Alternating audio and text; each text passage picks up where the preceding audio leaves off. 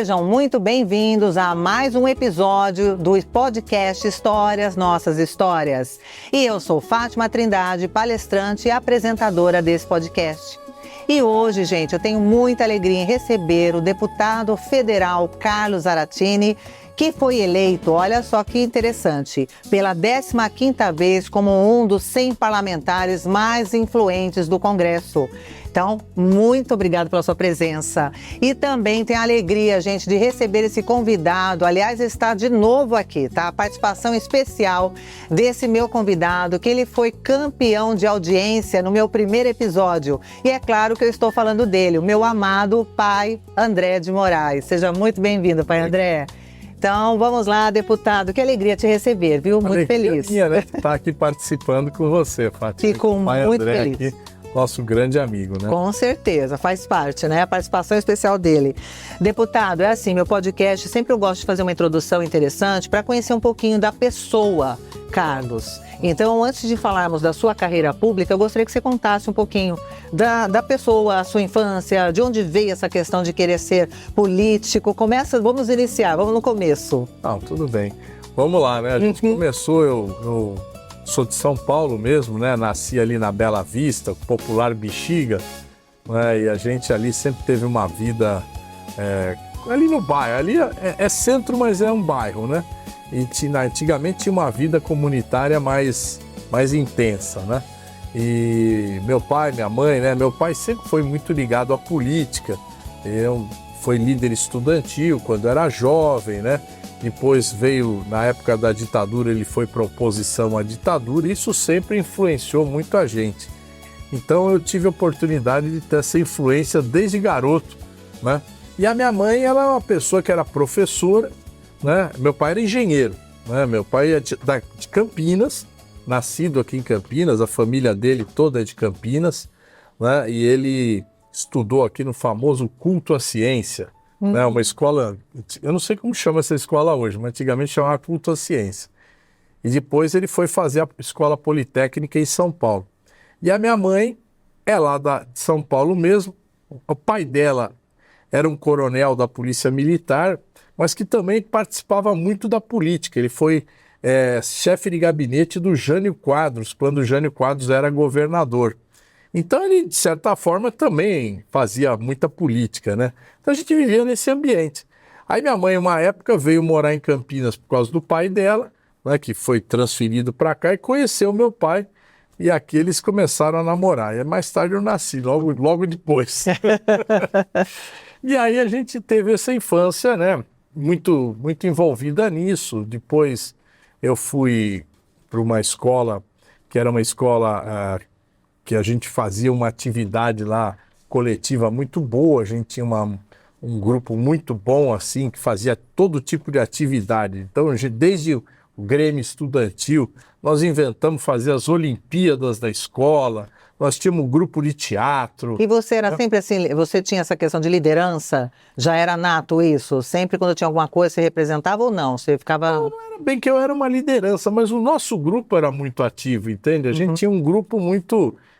não vou dizer que tinha uma liderança, né? Mas era um grupo de pessoas que realmente se movimentava muito, né? Depois, no segundo grau, né? Fui para uma escola que também me deu muita oportunidade, que era um colégio equipe, era um colégio que tinha esse Serginho Grossman, que você conhece aí, do Altas Horas. Ah, que legal. O Serginho, ele dirigia o Centro Cultural Equipe, que era um centro cultural que a gente foi lá participar também, e a gente levava os principais artistas brasileiros para lá, para fazer show lá, né? Então a gente conhecia todo mundo, né? Conhecíamos o pessoal todo. Então foi uma época muito interessante, assim, a juventude nossa, né? E aí, dessa questão da juventude, aí você escolheu a carreira, você fez economia. Aí eu fiz vestibular, fiz economia, né? Na USP, entrei lá em 1977, foi... aí quando você entra na universidade já é outro patamar, mas também a gente continuou com essa turma que vinha lá desde da escola, lá do início, né? A gente vem com essa turma seguindo mais ou menos junto, né? A todo esse período aí, até a universidade. Depois, eu acabei me casando em 81. Me casei em 81, tive uma filha, que é a Marília, né? Em 82 ela nasceu, né? A minha única filha.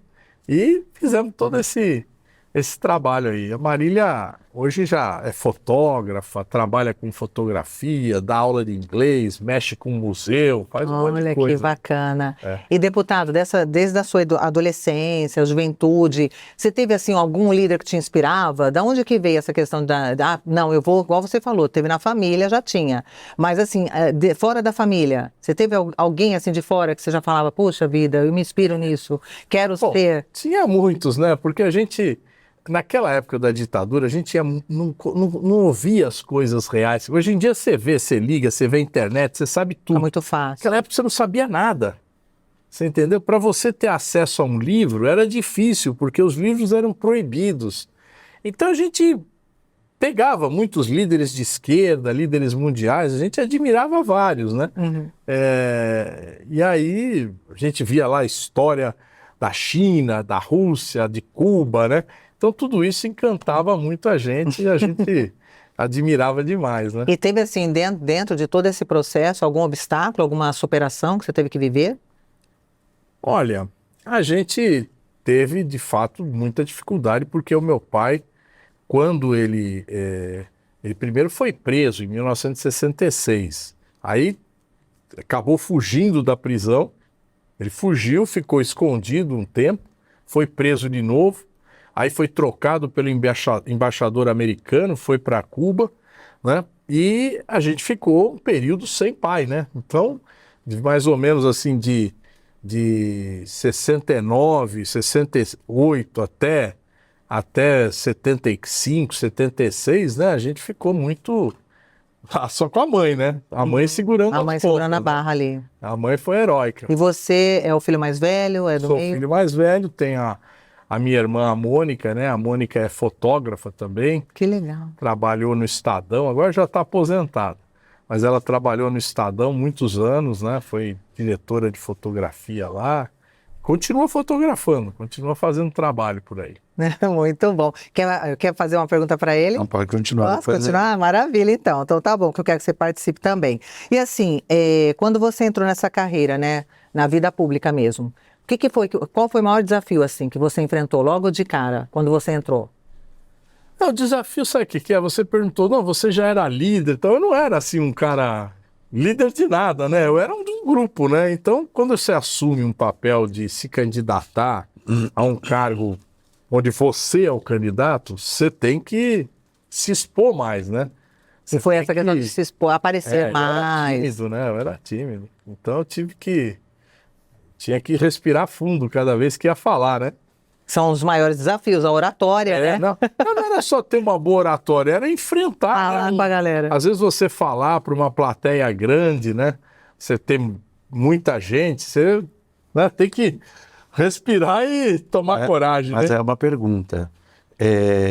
Vendo a sua história com seu pai e sua mãe, seu pai afastado da família, isso não te incentivou a assumir esse papel por essa luta ou não? Incentivou, com certeza. Até vendo a história do pai, né? Sim, que foi preso. Incentivou. Apesar de ser uma coisa assim com muita dificuldade, a gente sentia vontade de ajudar a superar aquilo, né? Porque havia, tipo, aquela questão de você ser tímido, mas havia a sua história, né? Claro. Pela questão de superar também aquele momento e mostrar que você poderia contribuir socialmente, Claro. contribuir com a história. E a gente tinha, naquela época, uma situação no Brasil que tinha aquela ditadura, mas era uma ditadura muito podre, sabe? Era uma situação que todo mundo sentia que nós íamos superar aquele momento, né? Então era uma luta, durou essa luta praticamente de 74 até 85, foram 11 anos assim, né? E que a gente foi enfrentando. Mas em 74, eu fiz a minha primeira campanha eleitoral, né? O Quércia era candidato a senador. E nós fizemos uma campanha para eleger, né? Em plena ditadura. E ganhamos, né? O MDB naquela época só tinha 2 partidos, Arena e MDB. O MDB ganhou em 16 estados, né?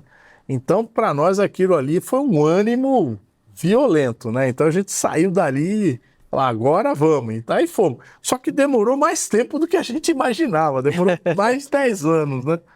Para conseguir acabar com a ditadura. Mas foi uma vitória, né? Foi uma coisa boa. O Brasil superou tirou aquela página, né? Muito bom. E, deputado, liderar um mandato, né, e assim, representar milhões de pessoas, exige, de uma certa forma, muitas responsabilidades. E assim, na sua visão, quais características não podem faltar de um líder? Olha, eu acho que no caso de um líder político, ele tem que necessariamente dialogar com a população, sabe? Um líder que não fala com o povo, tem caras assim que são muito da elite, né? Que fazem uma campanha com muito dinheiro, tal, acaba ganhando, mas ganhando, vamos dizer assim, através de uma máquina poderosa do ponto de vista econômico. Outros agora têm os líderes que, por exemplo, ganham pela internet. Então o cara surfa na internet, tem milhões de seguidores, mas nunca conversou com ninguém, entendeu? Não tem contato, não tem... E eu acho bacana a gente poder conversar com o povo, sabe? Estar a gente junto, poder né? conversar, ser cobrado, né? O pessoal cobrar as coisas da gente, porque é isso a vida, né? Você pede o apoio ali, é porque a pessoa vê em você alguém que pode ajudar a solucionar os seus problemas. Não necessariamente problemas individuais, né? Mas superar a situação que as pessoas estão vivendo, né? Pode falar. Desculpa. Bom, imagina.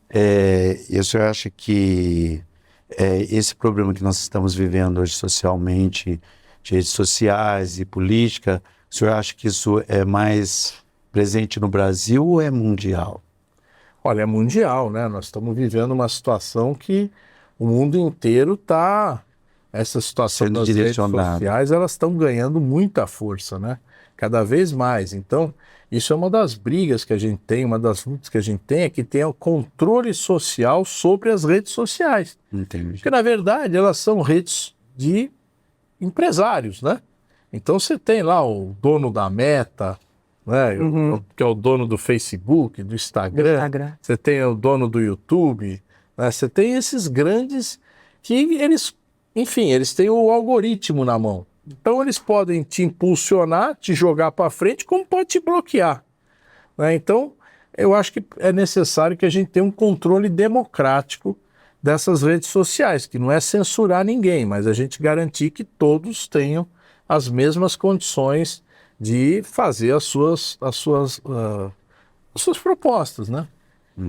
E, deputado, você tem, assim, pelo tudo que a gente viu, você tem uma carreira bem ética. Ela é dentro de um propósito da ética, de uma transparência, que isso já é nato. E como que você poderia, de repente, até para os meus seguidores, né? Há muita desesperança hoje na questão política. Porque é tanta coisa que a gente vê, né, ruim, de políticos, que falta conduta ética, enfim. Como que poderia, de repente, hoje convencer um jovem, uma pessoa e falar assim, não... Calma, né? Tem saída, tem jeito para essas pessoas que já estão na desesperança. Não acreditam mais. A gente fala e eles não querem mais nem ouvir. Olha, a gente vive num país que tem muita coisa errada. É evidente que tem muita coisa errada. Mas a gente precisa recapitular um pouco a história, sabe? E pensar como era o Brasil há 10, há 20, há 30 anos atrás, né? A gente tinha uma situação de precariedade muito grande, né? Hoje, por exemplo, nós temos um sistema de saúde que tem falhas, tem muitas falhas, mas você entra, se você precisar entrar num pronto-socorro e ser atendido, você vai ser atendido. Se você precisar ir numa UBS, você vai ser atendido gratuitamente, né? Então, se você for nos Estados Unidos, você vai precisar passar o cartão antes de entrar. Se você não tiver o cartão para passar, você não vai entrar lá. Então, essa é uma diferença muito grande, são coisas que nós conquistamos no Brasil a duras penas, mas conquistamos, né? Hoje nós temos, por exemplo, 98% das crianças estudando no ensino fundamental. Tem escola para todas as crianças. Daqui a poucos anos, acredito que mais 4, 5 anos, nós vamos ter todas as crianças no ensino infantil, né? Na pré-escola, né? Nós tínhamos, há 20 anos atrás, 3 milhões de alunos no ensino universitário. Hoje nós temos 8 milhões de alunos no ensino universitário. Então, isso são coisas que o Brasil está avançando, que às vezes a gente não presta atenção, mas que foram avanços importantes. Né? Nós temos hoje, por exemplo, o Brasil saiu do mapa da fome. O que é o mapa da fome? É uma análise que a ONU faz dos países onde tem uma porcentagem grande da população passando fome. Então é o mapa da fome. Então nós estávamos nesse mapa da fome e saímos. Então agora nós superamos essa extrema pobreza. Sim, mas em relação, por exemplo, né, na questão que eu estou perguntando é assim, é aquela pessoa que ela não acredita mais no político em si. Não, então, mas então, como que ela pode, né? Como a gente pode convencer? Essas pessoas têm que entender que nós chegamos nesses avanços sociais com base na política. Né? A política tem maus políticos, bons políticos. Se você for os médicos, tem bom médico, mau médico. Né? E assim por diante. Se você for na igreja, tem o bom padre e o mau padre, né? Se você for lá na religião, também tem. Então, a gente tem que separar e a gente tem que ver aqueles que de fato trabalham para a gente avançar. Então, de uma certa forma, seria a pessoa olhar um pouquinho desse histórico, né? Claro. Aí conta, de repente, uma coisa interessante. Você teve algumas coisas que você já são implantações suas, né? Então, quais foram? Pode colocar. A gente fez vários projetos que se tornaram políticas públicas, né? Então, por exemplo, eu fiz, quando era vereador lá em São Paulo, eu apresentei o projeto de lei do bilhete único. Aqui em Campinas também tem o bilhete único, que é cópia de São Paulo. Né? Foi uma forma de organizar o transporte que melhorou muito. Né? São Paulo, por isso já fazem 22 anos, e até agora não arrumaram nada melhor. Nós fizemos a lei da tarifa social de energia elétrica para baratear a conta de luz para as famílias de baixa renda. São 14 milhões de famílias que estão beneficiadas. Nós fizemos a lei do auxílio gás, que agora se chama Gás do Povo, que está beneficiando 17 milhões de famílias. Então, são projetos que a gente fez para ter política pública para melhorar a vida das pessoas, né? E tem outras que a gente está lutando agora a gente está batalhando o aluguel social. Né? O que a gente quer fazer? Baratear o preço do aluguel, porque o aluguel é uma das coisas que mais sobe de preço no Brasil. É pouco falado, mas sobe de preço e nós precisamos criar um projeto, estamos trabalhando nesse projeto, já estamos com ele encaminhado para baratear o preço do aluguel no nosso país. Muito bom. E assim, deputado, você falou sobre valores, né, essa questão de propósito, responsabilidade. E quando a gente fala em construir uma sociedade melhor, inevitavelmente a gente entra em temas como respeito, consciência, espiritualidade e convivência entre as diferenças, né? Então eu vou aproveitar agora a presença do pai André para que ele possa aprofundar um pouquinho mais essa reflexão. Nessa questão, qual seria a sua visão, deputado? Porque a gente sabe que no Brasil nós sofremos muito preconceito, principalmente as religiões de matriz africana, né? Que é a religião que é mais perseguida e sempre mal vista. Parece que não há uma compreensão de entender o nosso papel e o quanto também nós contribuímos com a sociedade. E aí você escuta hoje falar em reportagem, existe uma bancada evangélica. Então, eu, como líder espiritual, eu não vejo problema nenhum em religiões, porque eu acho que cada um escolhe a sua. Mas eu sei que para eu ter e exercer a minha função religiosa como líder, e foi até uma pergunta do meu grupo de líderes, que falaram assim, você vai estar com o deputado Zaratini, pergunte para ele qual é a projeção que ele vê da religião de Umbanda, de Candomblé, se vai haver uma mudança em forma de leis ou de estrutura para que haja mais respeito. Esse é um problema gravíssimo que nós temos na sociedade, né? Eu sou a favor da liberdade religiosa, ou seja, cada um adora o seu Deus do jeito que acha melhor, na sua religião, escolhe e tal, participa. Sou a favor disso, né? E a nossa Constituição também fala disso. Mas nós temos no Brasil um problema que é um resquício da nossa história, da escravidão, né? Que é considerar toda a cultura afro-brasileira, ou seja, a cultura que veio da África e que se integrou na nossa cultura, como uma cultura inferior, uma cultura marginal, uma cultura que não deve ser respeitada. Isso se fala em relação ao candomblé, a umbanda, a capoeira, né, as músicas, o samba, né, tudo isso é visto de uma forma marginal no nosso país. Por conta do quê? Dessa herança da escravidão e do racismo que se entranhou na sociedade brasileira de uma forma absurda, né?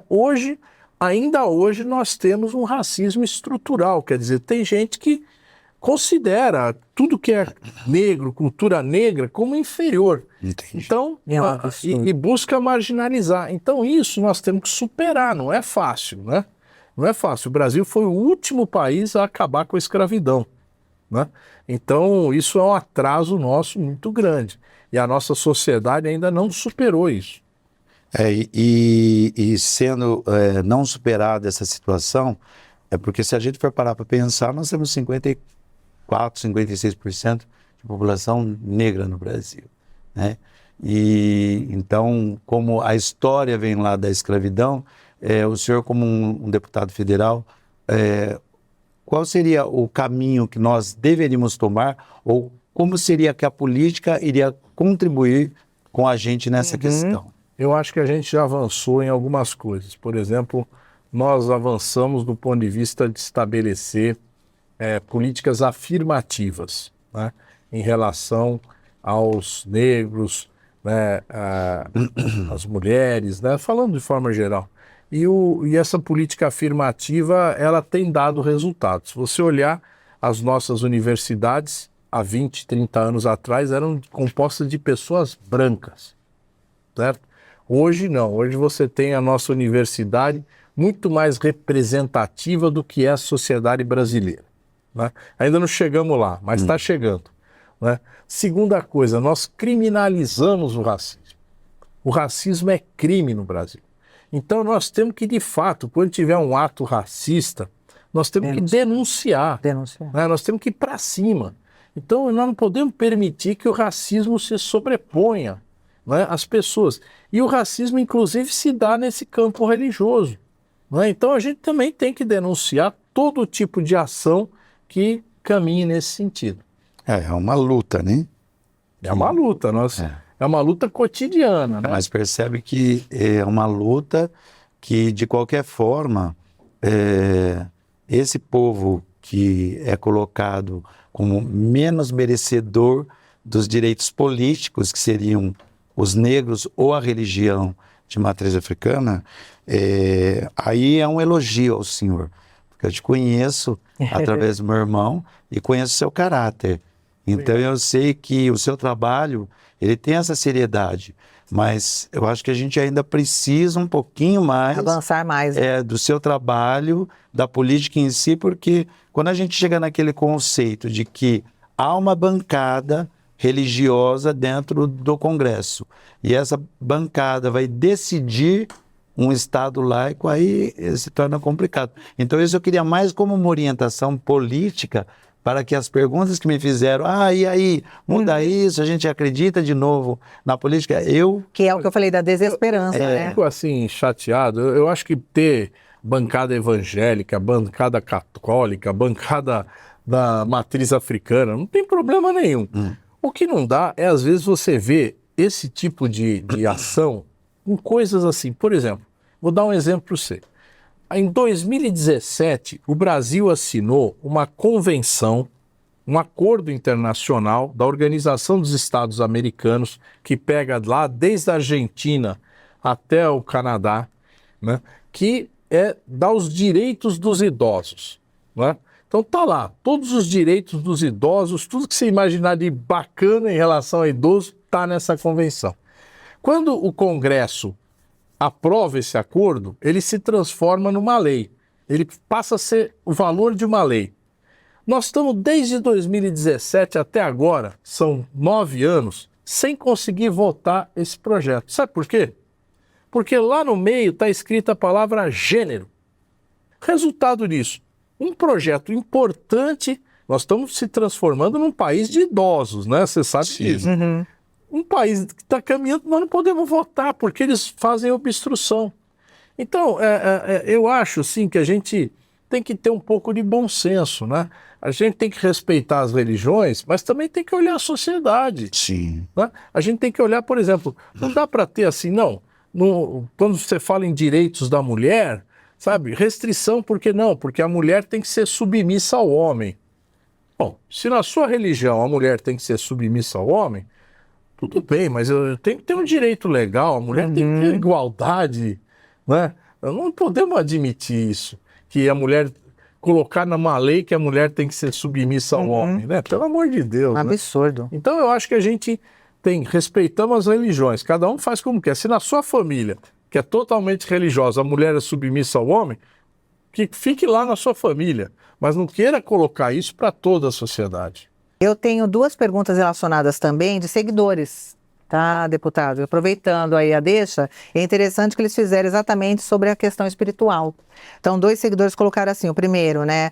Quais são os projetos em andamento hoje para garantir a proteção dos terreiros, dos templos e a liberdade religiosa no Brasil? Olha, nós temos uma lei já que assegura a liberdade de culto, né? Hoje, às vezes o pessoal não se dá conta disso, mas você pode, qualquer terreiro, se organizar, se legalizar perante um cartório, né? Porque nós temos uma lei que admite as religiões serem todas legalizadas, então você vai lá, legaliza o seu terreiro, você inclusive é isento de IPTU, né? Não paga IPTU, né? na sua cidade, e tem que ter total direito de liberdade. Então qualquer ataque contra um templo, um terreiro, uma igreja, tem que ser condenado. Não digo nem só em relação às religiões de matriz africana, qualquer religião. Então isso é inadmissível, sabe? É ilegal. Então a proteção ela já está na lei. Nós temos que fazer cumprir a lei. Então, seguidora, estilo fitness, se eu não me engano, foi ela que perguntou isso. Agora tem uma outra que é Euzinha Adri, também para você a resposta. Como que o senhor, ela colocou assim, como que o deputado enxerga o papel da educação na desconstrução do preconceito contra as religiões de matriz africana e o que o Poder Legislativo pode fazer para fortalecer isso? Olha, nós já fizemos uma lei que coloca no currículo escolar a história da África e da escravidão no Brasil. Isso tem que ser estudado, nós temos que lutar para que não deixe de estar no currículo escolar, porque já existe a lei. Então, esse é o primeiro ponto. Segundo ponto, nós temos que combater o racismo nas escolas, sabe? Isso tem que ser primordial.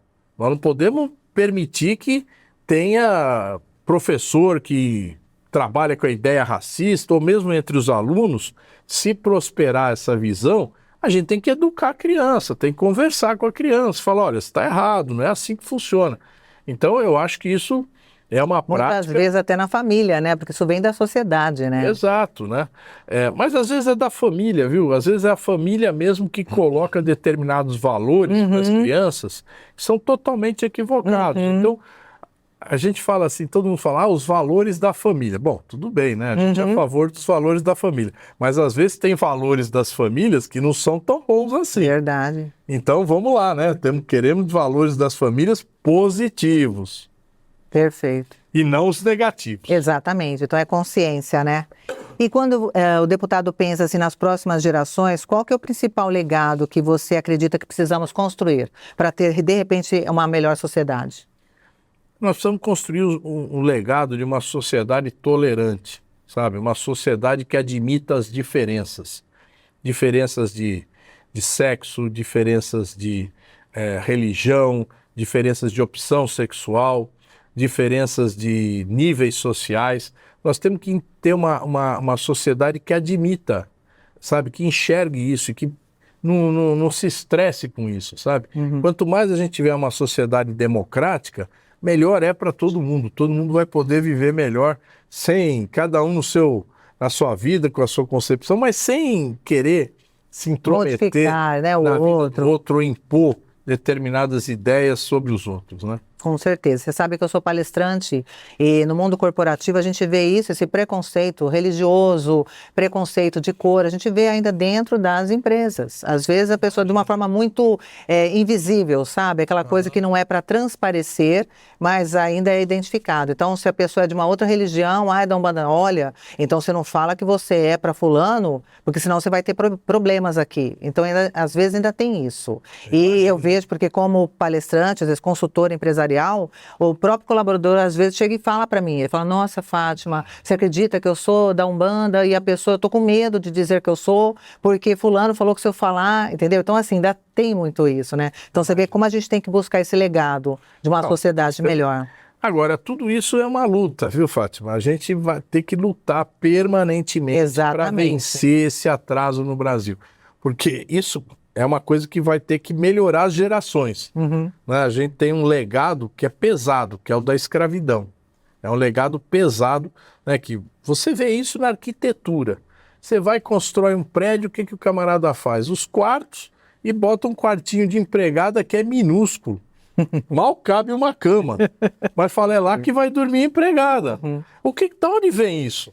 Tá na nossa arquitetura. Se você olhar todos os prédios aí, tá lá. Tem 2 quartos, 3 quartos, 1 quarto e o quartinho da empregada que fica lá no fundo, onde tem lá, cabe uma cama e olha lá. O conceito de não saber ser humano, né? Exatamente. Eu acho que, como você tem esse conceito do Brasil cristão, e de um Brasil que fala em amor ao próximo, então fica meio equivocado esse amor, né?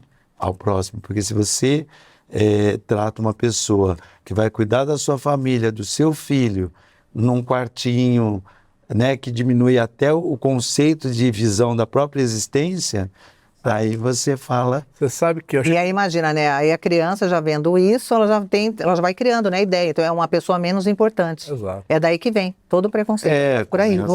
E a gente... Eu estava lá no Congresso quando nós aprovamos uma mudança na Constituição que dava os direitos trabalhistas para as empregadas domésticas. Né? Isso foi em 2016. A Benedita da Silva, nossa deputada lá do Rio de Janeiro, ela que foi a relatora. Isso foi maravilhoso. Né? Porque na Constituição falava assim, tem lá o artigo 7º, direitos dos trabalhadores. Aí tá tudo lá, férias, descanso, fundo de garantia, tá tudo lá. Aí tinha um parágrafo embaixo, pai André, que dizia assim, isso não se aplica às empregadas domésticas. Sério, estava na Constituição. Então nós tiramos esse artigo da Constituição. E aí as empregadas passaram a ter os direitos que todos os trabalhadores têm. Rapaz, isso criou uma sensação assim no setor da classe média de oposição a Dilma, porque foi no governo Dilma, porque o cara não admitia. Então a empregada passou a ter 8 horas de trabalho por dia. As pessoas... Tem gente que falava, não, você vai dormir, vai continuar trabalhando. Se eu chegar à meia-noite, tem que fazer a comida. Tem que ir lá esquentar a comida. Absurdo. Pois é. Então, a gente começou a botar um direito que hoje está mais respeitado, mas eu não tenho certeza se está totalmente respeitado. E, deputado, e assim, quais os desafios que você acredita que o Brasil precisa enfrentar com mais urgência para garantir tudo isso, uma sociedade, um futuro melhor para os nossos filhos, para os nossos netos, para as futuras gerações? Olha, eu acho assim, a gente tem 4 desafios grandes, né? O primeiro desafio, não pela ordem, né? Tá. Mas dos 4 eu colocaria assim, nós precisamos resolver um problema da moradia. Sabe, nós temos mais de 10 milhões de famílias que moram precariamente no Brasil. Se você pensar que nós estamos no século XXI, com toda a tecnologia que tem no mundo, com todo o recurso que tem no mundo, você ainda vê gente que está morando numa favela, num esgoto, num barraco. É absurdo. É absurdo. Então, acho que isso nós temos que superar. Segundo problema, nós temos que ter um sistema de saúde que atenda bem a população. Então a gente vê casos assim de hospitais lotados, aqui mesmo em Campinas, os hospitais estão super lotados. Nós temos que resolver isso, sabe? Temos que dar uma solução para isso. Terceiro é colocar a nossa juventude num nível de conhecimento que seja o top, sabe? Porque eu, por exemplo, estou com 67 anos, sabe? Continuo aí mais uns anos trabalhando e tal, mas daqui a pouco vou me aposentar, né? Mais tarde, mais dia, menos dia, não sei quando, mas eu vou me aposentar. Mas o menino que está lá agora, que tem 10, 12, 15 anos, ele precisa ter uma escola de qualidade, porque ele vai viver mais 60. Então ele vai precisar viver esses 60 sabendo o que é inteligência artificial, o que é digitalização, o que tem de tecnologia mais avançada no mundo. Então acho que esse é um outro problema. E o quarto problema que eu acho fundamental é a gente resolver o problema da segurança pública no Brasil. Sabe, nós estamos vivendo aí, você vê, nós temos, na minha concepção, 3 tipos de criminalidade no Brasil. Essa criminalidade das chamadas organizações criminosas, né, que são poderosas e que articulam tráfico de drogas, tráfico de armas, tráfico de pessoas, né? São grandes organizações criminosas que têm que ser combatidas. Nós temos um crime assim difuso, né, que você sai de manhã, vê um cara lá e rouba o seu celular, né? E temos um terceiro tipo que é a criminalidade pela internet agora, né? Informatizada. Sim. Você vê, hackearam o sistema da defesa civil do país para mandar uma mensagem de madrugada para todo mundo. Você recebeu? Você recebeu, não? Não recebi. Eu recebi, pô. Então, milhares de pessoas, milhões talvez, receberam. Não, foi manchete, porque matéria, os caras hackearam. E pior, eles hackeiam e roubam dinheiro, sabe, das pessoas, dos bancos. Eu tive na delegacia, ontem, na delegacia de Carapicuíba, que é uma cidade da Grande São Paulo, e o delegado me falou que 80% dos boletins de ocorrência são crimes digitais, de pessoas que foram roubadas pela internet. Pela internet, é link que entra e vai lá. Não tem mais roubo de banco. É verdade. Você ouviu falar de roubo a banco? Tá acabando isso. Então o cara, até porque não tem tanto dinheiro assim no banco mais, né? Porque todo mundo faz Pix. Então o cara acha um jeito de, através do conhecimento de informática, tomar o seu dinheiro, né? Às vezes por ingenuidade sua, às vezes porque ele hackeia mesmo e descobre tua senha, ou ele entra no sistema do banco, né? Então esse é um grande problema que nós temos que superar também, no meu modo de ver. A gente está encerrando, deputado. Eu queria fazer uma pergunta assim. Em algum momento você pensou em desistir? Vendo tantos obstáculos assim na sua carreira, nessas questões todas, você já passou na sua cabeça, não, acho que melhor eu ir para outro caminho? Não, eu não... Nunca pensou? Lógico que a gente tem horas que você dá uma desanimada, né? Pode. Não é possível. Mas eu nunca pensei em desistir das coisas, não, porque eu acho que a gente tem que ter pelo menos assim, eu já estou numa vida pública há tanto tempo, entendeu? Que eu fico naquela de que a gente tem que continuar, batalhar, nós vamos avançar, entendeu? Eu tenho muito otimismo, eu sou uma pessoa muito otimista. Eu tive na China, e na China, o pessoal da China lá, o presidente, o Xi Jinping, ele tem vários discursos sobre a positividade, sabe? Ele combate essa filosofia da negatividade. Então, a negatividade é sempre você dizer, tá ruim, tá tudo ruim. Esse cara sabe, essa pessoa, fala, a política é tudo uma desgraça, é tudo horrível, é tudo... Generaliza ele combate essa... Ou, por exemplo, você fala, não, mas tá tudo ruim no SUS, tá tudo ruim no transporte. Você tem que achar o que tá bom, e a partir do que tá bom, você caminhar para melhorar o que tá ruim. Se você trabalha generalizando a negatividade, você não encontra saída na tua vida. Isso para tudo. Para tudo. Então, se você fala, tá tudo ruim, é melhor você se deprime, né? Então, a gente não pode se deprimir. A gente sempre vai ter um lugar onde a gente vai achar uma coisa boa e, a partir dessa coisa boa, a gente chegar e evoluir. Mas entra muito no que você falou, né? Essa questão das pessoas, elas globalizam, né? Generaliza tudo. Mas eu tenho uma técnica, sempre eu pergunto, quando a pessoa fala, tá tudo ruim, eu falo, mas tá, especifique, o que é tudo ruim? Porque às vezes tudo ruim não é tudo ruim, é uma coisa ruim e a pessoa fala que é tudo ruim. A nossa cultura não é uma cultura que gosta de reclamar, de defeito, porque às vezes eu percebo que as pessoas não são tão positivas. 70% das pessoas passam reclamando. Procurar essa positividade, né, André? Porque, se eu ver na religião, como é que o senhor faria alguém acreditar em alguma coisa se não achar uma coisa que seja um fiozinho de esperança para você se agarrar. Sim. Não tem como. Na verdade, se a gente trabalhar não só uma questão política, uma questão social, ser positivo. Na vida nossa. Sim, acho que o mundo fica melhor, o nosso país fica melhor. Uhum. Tem mais alguma pergunta? Vou encerrar agora. Não, a pergunta é o que eu queria mesmo é agradecer esse momento aí com você, e como deputado, e falar quanto que é importante a gente dialogar essa questão, né?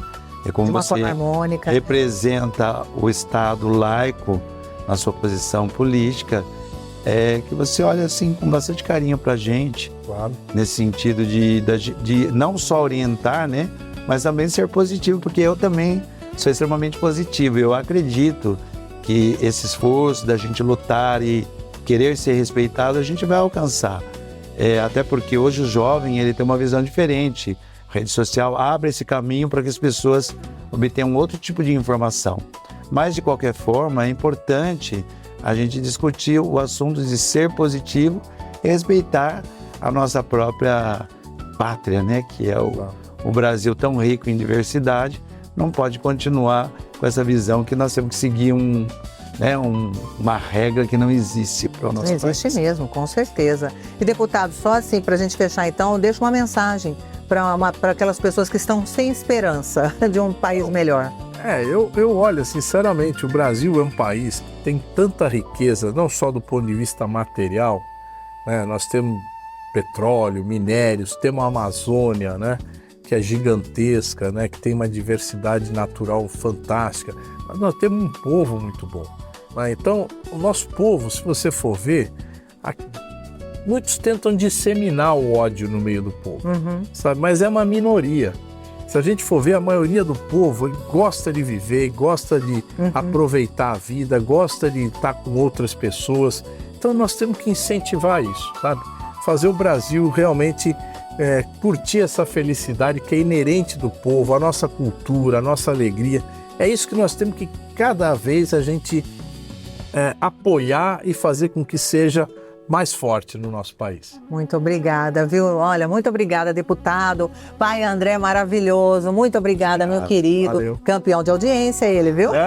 Ele fez a minha estreia no podcast, foi com ele. Ele é maravilhoso e, deputado, foi muito esclarecedor, ajudou bastante. E que as pessoas pensem com bastante carinho, né, na escolha quando vai escolher um candidato, olha a carreira inteira. Vai lá, faz uma pesquisa, né? Não vai só no que os outros dizem. Não acredita em fake news, né? Então, gente, mais uma vez, muito obrigada aos meus convidados maravilhosos, deputado, Pai André. E assim, para você que nos acompanhou até agora, muito obrigada pela audiência. E fica aqui, olha, já para você que também gostou, compartilha com mais pessoas, que sempre quando a gente compartilha, a gente transforma vidas. E esse foi mais um episódio do podcast Histórias, Nossas Histórias. E eu sou Fátima Trindade. Até o próximo episódio.